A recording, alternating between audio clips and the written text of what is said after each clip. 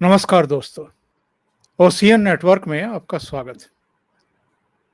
4 साल पहले 5 अगस्त 2019 को मोदी सरकार ने जम्मू कश्मीर का स्पेशल स्टेटस समाप्त कर दिया था। 370 भी हटाई गई, हटाई क्या गई उसको संशोधित कर दिया गया, हटाया तो जाता नहीं है, निष्प्रभावी कर दिया, ये कहना ज़्यादा उचित होगा, और 35 ए हटा दिया।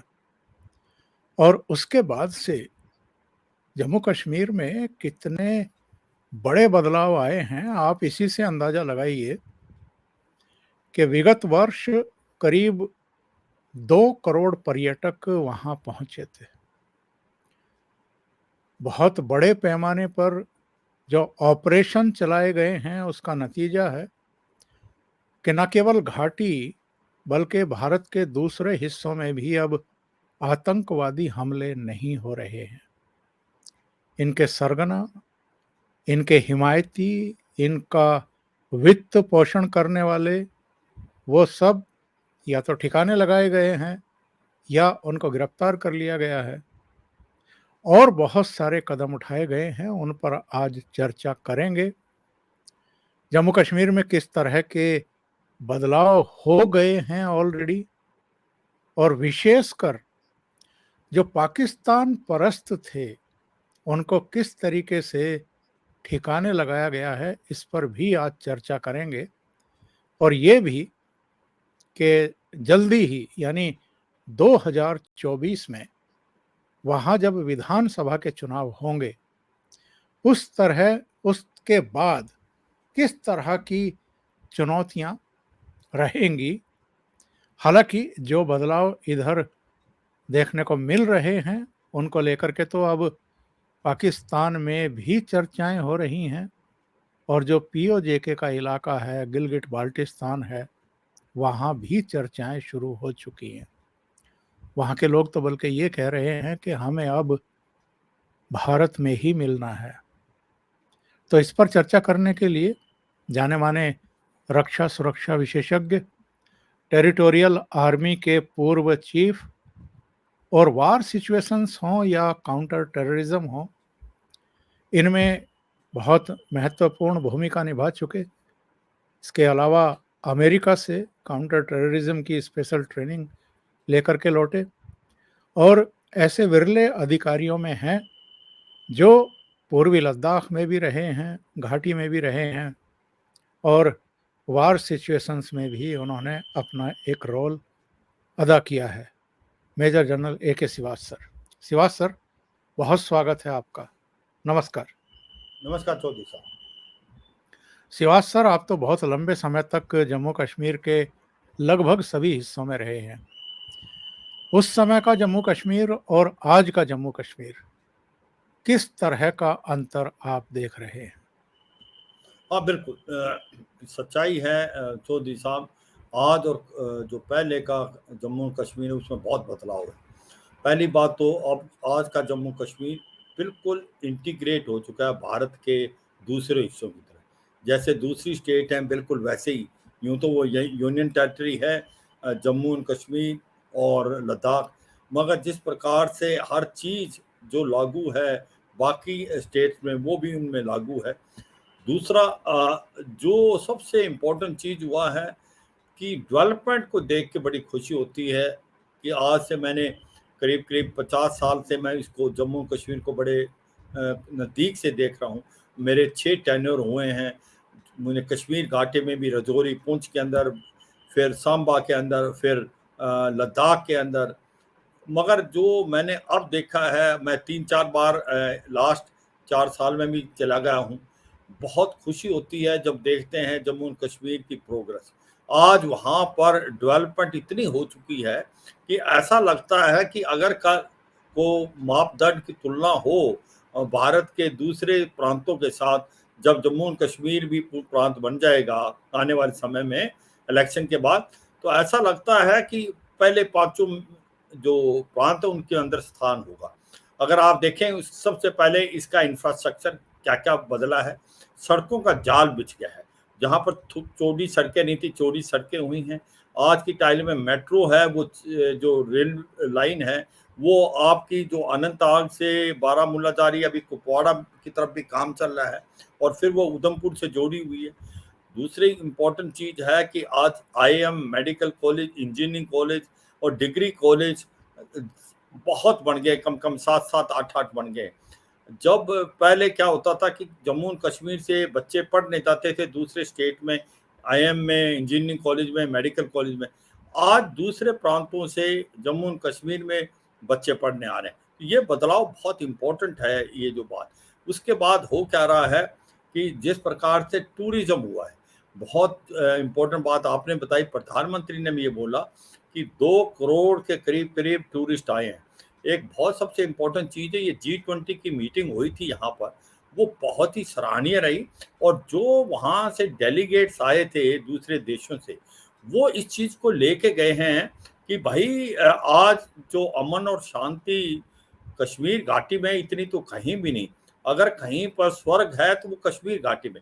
तो अभी तक जो कंट्रीज ने एक प्रकार से एडवाइजरी लगा रखी थी और जिसके कारण फॉरेन टूरिस्ट नहीं आते थे, अब उसमें बदलाव आएगा क्योंकि वो वापस गए हैं, बहुत अच्छा फीडबैक दिया उन्होंने। तो मुझे लगता है आने वाले समय में ये जो 2 करोड़ है, ये 4 करोड़ होने वाले हैं क्योंकि बहुत ज़्यादा टूरिस्ट आएंगे। और आज की तारीख में आपको किसी होटल में जगह नहीं मिलती है, आपके पास horticulture industry, tourism industry, cottage industry ये बहुत अच्छा कर रही है। अब जो एप्पल, पहले क्या होता था वहां पर अगर कोई स्ट्राइक होगी या सड़क बंद होगी तो एप्पल वहीं सड़ जाता था। आज वो बहुत बड़े बड़े गोदाम बन गए हैं, हॉर्टिकल्चर के सेंटर बन गए हैं। और सच्चाई ये है कि आज एक ऐसा माहौल लग रहा है कि जैसे फेस्टिव का माहौल होता, पूरा कश्मीर घाटी एक तरफ ऐसी लग रही है कि उन्नति की तरफ जा रहा है। सबसे इम्पोर्टेंट चीज जो हुई है, जब कहते हैं ना कि आज हम सोचते हैं कि वहां पर इलेक्शन नहीं हुए हैं, हाँ होंगे क्योंकि अभी डीलिमिटेशन का प्रोसेस खत्म हुआ है और अब एक बिल भी पास होना पार्लियामेंट में जिसके तहत जो कि कश्मीरी पंडित हैं उनको भी जगह मिलेगी, बाकी POJ के से जो सीटें हैं उनको भी एक प्रकार से रेगुलाइजेशन होगा। तो सच्चाई ये है कि वहाँ पर ग्रास रूट लेवल पे शायद सच्चे मानों में डेमोक्रेसी है क्योंकि वहाँ डिस्ट्रिक्ट डेवलपमेंट काउंसिल के इलेक्शन हुए हैं, पंचायत इलेक्शन हुए हैं, बहुत सक्सेसफुल हैं और वहाँ पर जो काम होता है वो पंचायत लेवल पे हो रहा है। तो ये बहुत अच्छी बात है। तो ये मुझे लगता है कि जो ताना बाना बना है, ये पूरा का पूरा जो आज की तारीख में जो डेवलपमेंट हो रही है वो काबिल तारीफ है। दूसरा एक बहुत बड़ी इंपॉर्टेंट चीज हुई स्कूलों में, पहले स्कूल बंद हो जाते थे, आज स्कूल बंद नहीं होते, वहां पर बच्चे स्कूलों में जाते हैं और जो करिकुलम पढ़ाया जाता है वो देश की तरक्की का पढ़ाया जाता है। और सच्चाई ये है कि जो पत्थरबाजी की घटनाएं थी जहाँ स्कूल के बच्चों का इस्तेमाल किया जाता था गलत, और ये हुर्रियत कॉन्फ्रेंस जिसको हवाला पैसे मिलते थे और ये बच्चों को एक प्रकार से गलत दिशा में ले जाते थे, आज वो खत्म हो चुका है। NIA ने ये पूरा पैसा चोक कर दिया इनका और आज हुर्रियत कॉन्फ्रेंस हिस्ट्री बन गई, इसको पता भी नहीं कि कहाँ गए, कैसे गए। और सच्चाई ये है पत्थरबाजी की घटनाएं बिल्कुल 0% हो गई, आज बच्चे स्कूलों में जाते हैं ना कि पत्थर फेंकते हैं। और इसी प्रकार से जो रेडिकलाइजेशन चल रहा था साउथ कश्मीर में, मैं ये कतई नहीं कहूंगा कि बिल्कुल खत्म हो गया है, बहुत फर्क आया है, करीब करीब अब जो रह गया है वो 5-10% रह गया, उसको भी हमने आगे देखना है। और मॉस्क के अंदर जहां पर लोगों को गलत पढ़ाया जाता था या गलत शिक्षा दी जाती थी, उसमें भी बहुत ज्यादा फर्क पड़ा है। तो सच्चाई यह है कि बहुत बदलाव आया है, बड़ी खुशी हो रही है कि आज वही जम्मू कश्मीर जहां पर आतंकवाद का गढ़ था, आज वो शांति की तरफ जा रहा है, तरक्की की तरफ जा रहा है, डेवलपमेंट। और जब मैं आतंकवादियों की बात करूं, किसी जमाने के अंदर आतंकवादी वहां कम से कम 300, 350, 400 तक थे, जिसमें लश्कर तोबा जैसे मोहम्मद हिजबुल मुजाहिदीन मैंने देखा है 91, 92 में, फिर 99 जब कारगिल के बाद हम वापस कारगिल से आए तब आतंकवाद और फैल चुका था। तो अब आज की तारीख में 40 से 50 के करीब ज्यादा से ज्यादा आतंकवादी रह गए जिनके पास ना हथियार है ना अम्यूनिशन है, उनका मोराल बिल्कुल डाउन है। अभी वो हाइब्रिड वारफेयर की कोशिश कर रहे हैं, वो भी बिल्कुल फेल हो गया है। OGW और जो स्लीपर सेल जो कि एक प्रकार से इस चीज का फायदा उठाते थे टेररिज्म का, उनको चुन चुन के उनके ऊपर एक्शन लिया गया है।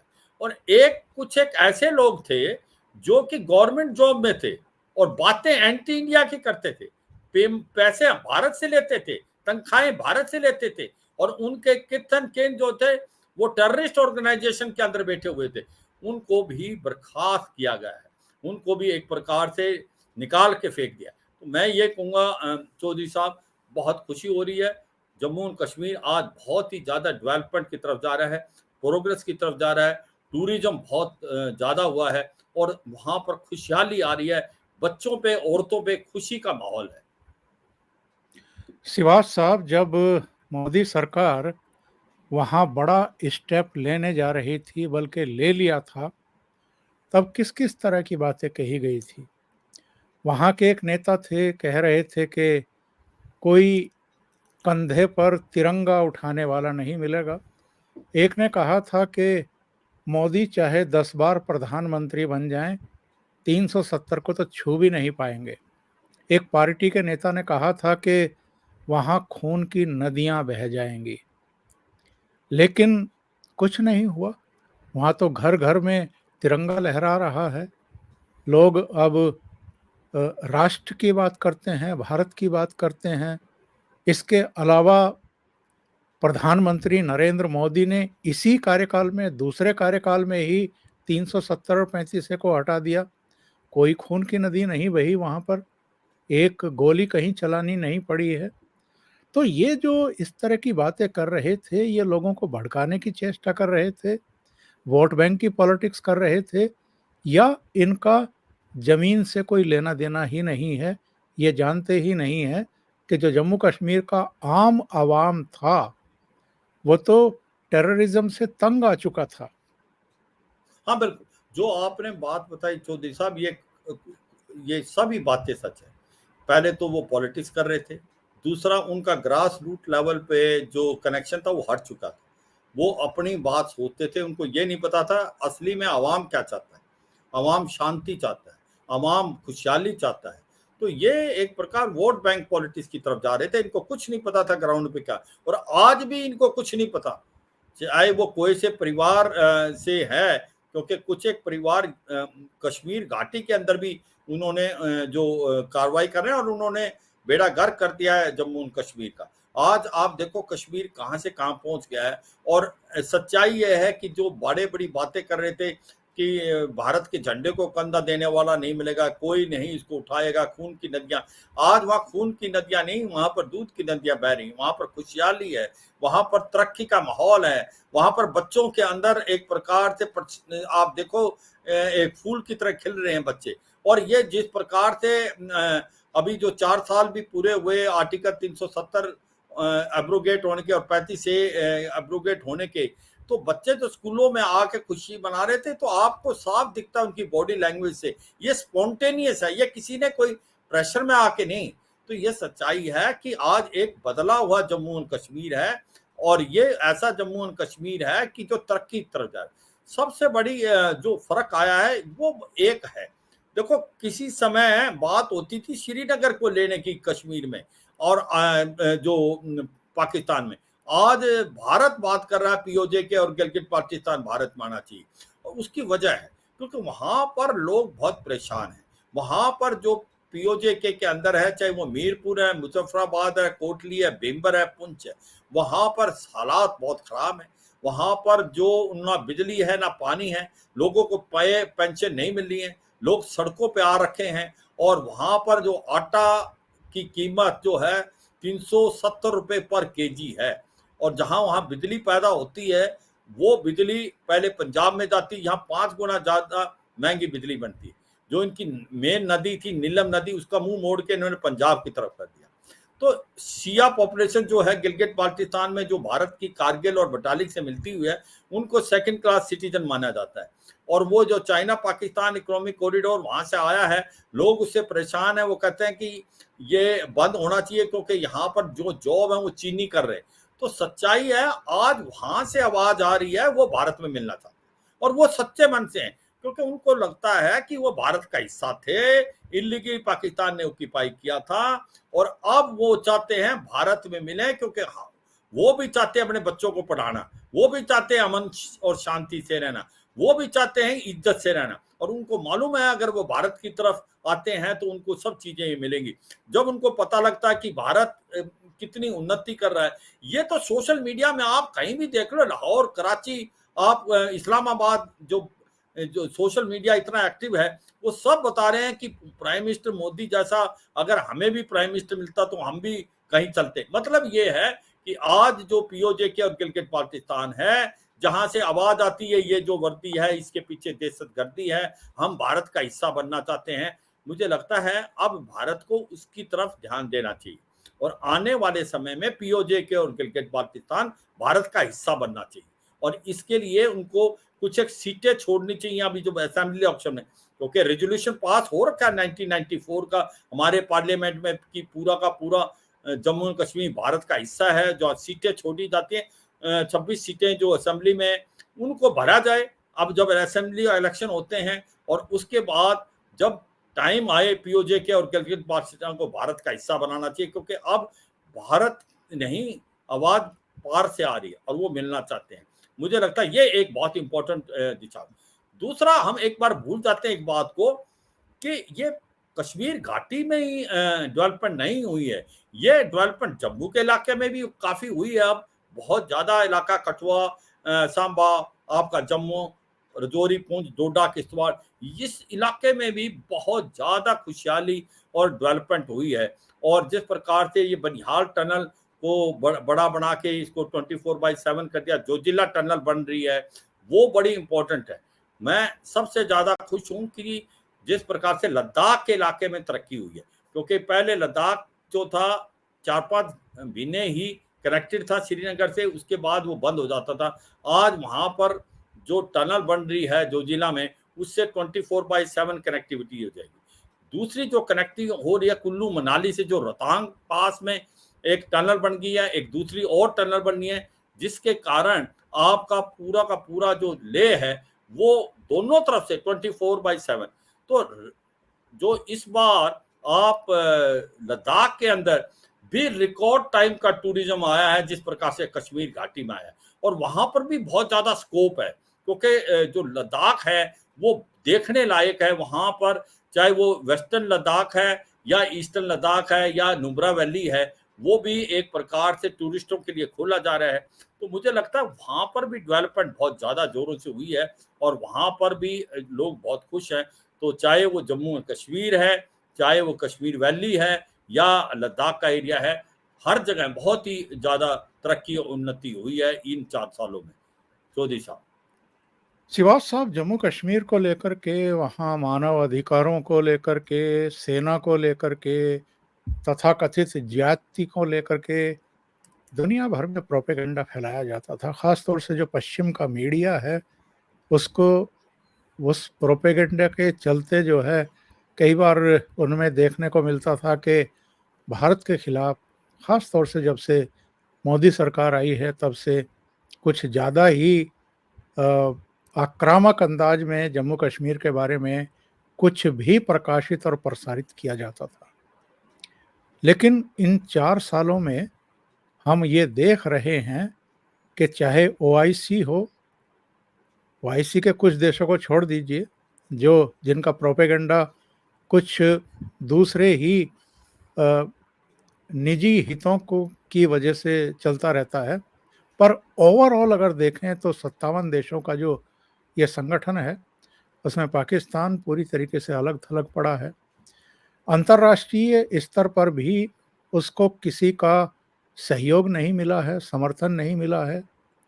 और उसकी हालत क्या हुई है जम्मू कश्मीर नीति को लेकर के या अपनी अंदरूनी गलत नीतियों को लेकर के, कि वो कभी चीन के सामने कटोरा लेकर के भीख मांगता है, कभी यूएई के सामने खड़ा मिलता है, सऊदी के सामने, अमेरिका के सामने, टर्की के सामने गिड़गिड़ाता रहता है। ये नौबत आज उसकी हो गई है। यानी पाकिस्तान ने कश्मीर को अगर तूल देने की कोशिश की तो वो खुद बर्बाद हो गया। और जिन आतंकवादी संगठनों के कंधों पर बंदूक रख करके वो भारत को ब्लैकमेल करना चाहता था, अब तो वो आतंकवादी संगठन और उनके सरगना भी बिलों में घुस करके किसी तरीके से अपनी जान बचा रहे हैं। हाँ, बिल्कुल, ये सच्चाई है कि पाकिस्तान तो खुद आतंकवाद का गढ़ है और उसने इसी हिलेरी क्लिंटन जब 2013 में आई थी पाकिस्तान में, तो उसने बोला था कि अगर आप अपने कोर्टयार्ड में साँप पालेंगे और ये सोचेंगे कि ये साँप आप आपके नेबर को ही डसेंगे, एक दिन वो आपको भी डसेगा। तो पाकिस्तान में तो वो समय आ गया, तहरीक-ए-तालिबान पाकिस्तान अब बहुत बोल्ड हो रखा है, जिस प्रकार से आतंकवादी घटनाएँ हो रही हैं, इस्लामिक स्टेट, खोरासन भी, अल-कायदा भी, जो तालिबान गवर्नमेंट आई थी अफगानिस्तान में जब घी के दिए जलाए जा रहे थे, आज उनको पता चला कि टेररिज्म क्या होता है। और सच्चाई यह है कि जब तक पाकिस्तान गुड और बैड टेररिस्ट का फर्क नहीं बंद करेगा, तब तक पाकिस्तान के अंदर शांति आ ही नहीं सकती। पाकिस्तान टूटने के कगार पे। वो फाइनेंशियली आपने ठीक बोला कि $186 बिलियन का कर्जा है, कटोरा लेके जा रहे हैं कि कुछ पैसे मिल जाएं, और वो लोन जो IMF ने दिया है वो भी अमेरिका की बनते हैं, या इनको फाइनेंशियल एक्शन टास्क फोर्स से ग्रे लिस्ट से निकाला है। और ये सच्चाई है कि ये लश्कर तोबा जो कि भारत के अगेंस्ट भेजते हैं आतंकवाद, उनको गुड टेररिस्ट बोलते हैं, और तहरीक तालिबान पाकिस्तान जो इनको एक प्रकार से मार मार रहा है उसको बैड टेररिस्ट। तो सच्चाई है पाकिस्तान जो है एक ऐसा देश है जिस पे भरोसा नहीं किया जा सकता। अभी भी मैं ये कहता हूं कि जब भारत के जम्मू कश्मीर में खुशहाली आ रही है, कोई अब ये जो किसी जमाने के अंदर आतंकवाद के साथ साथ ह्यूमन राइट वायलेशन की भी बात होती थी जम्मू और कश्मीर में, अब वो बात पुरानी होगी, अब कोई उसको सुनता नहीं है, कोई तबूज नहीं देता है पाकिस्तान को। आप एक चीज का यकीन करें, जब OIC की मीटिंग चल रही थी इस्लामाबाद में, उसी समय सऊदी अरेबिया और UAE की एक टीम बैठी हुई थी श्रीनगर में, जो इन्वेस्टमेंट के लिए समझौता करने आई थी, और वो कर गए $3 बिलियन का, जो कि वो टूरिज्म इंडस्ट्री में लगाएंगे, मॉल बनाएंगे। तो ये सच्चाई है कि ये खोखले जो तरीके थे पाकिस्तान के, वो एक्सपोज हो गए। Pakistan is completely expose. मगर मैं फिर ये कहूंगा कि पाकिस्तान एक ऐसा देश है जिसपे भरोसा नहीं। अभी भी वो K2 पे चला हुआ है कश्मीर और खालिस्तान मूवमेंट के लिए। वो ड्रोन से ड्रग्स भेज रहा है, अम्यूनिशन वेपन भेज रहा है, चाहे वो पंजाब में, चाहे वो आप ये को IB सेक्टर है जो कि जम्मू कश्मीर का, और इवन LC पे। तो पाकिस्तान अपनी पूरी कोशिश करेगा मरते मरते भी भारत को के अंदर आतंकवाद फैलाने की। मगर ये अलग बात है कि अब भारत ज्यादा अच्छा तैयार है, भारत का PR बहुत अच्छा है, भारत के आज रिलेशनशिप इतने अच्छे हैं दूसरे देशों से प्राइम मिनिस्टर मोदी के आने के बाद, कि आज वो एक सबसे बड़े लीडर बन के उभरे हैं वर्ल्ड के। और भारत की इकोनॉमी आज 5th लार्जेस्ट है, जो कि $3.5 ट्रिलियन हो गई है, और $3.75 ट्रिलियन, और वो आने वाले समय में 3rd लार्जेस्ट बनेगी 2026-27 तक, जबकि $5 ट्रिलियन की इकोनॉमी हो जाएगी। तो भारत एक उभरता हुआ भारत है, भारत एक बढ़ता हुआ है। आज भारत की रिस्पेक्ट है। भारत एक ऐसा देश है जो आज कुछ एक दिनों के अंदर भारत का चंद्रयान वो लैंड करेगा मून पे, जो कि 2-3 कंट्री हमारे से पहले कर चुकी हैं, और वो भी साउथ पोल पे करेगा, जहां आज तक किसी का नहीं किया। तो ये सच्चाई है, भारत एक बहुत ही आगे निकल चुका है पाकिस्तान से।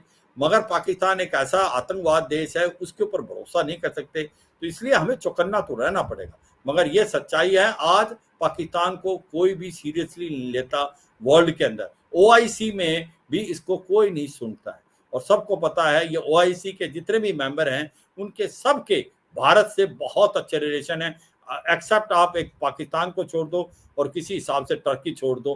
टर्की भी एक ऐसा देश है, जब उसका अर्थक्वेक आया था तो सबसे पहले भारत ही था जिसने सारी मदद भेजी थी। मगर वो अलग बात है, ऐसे देश भूल जाते हैं। मगर ये सच्चाई है कि आज भारत जो है एक ऐसा देश है जिसकी मान्यता पूरे वर्ल्ड में है, और पाकिस्तान एक ऐसा देश है जो टेररिज्म के साथ लगाव पे है। अगर कहीं टेररिज्म की बात होती है तो पाकिस्तान का नाम आता है।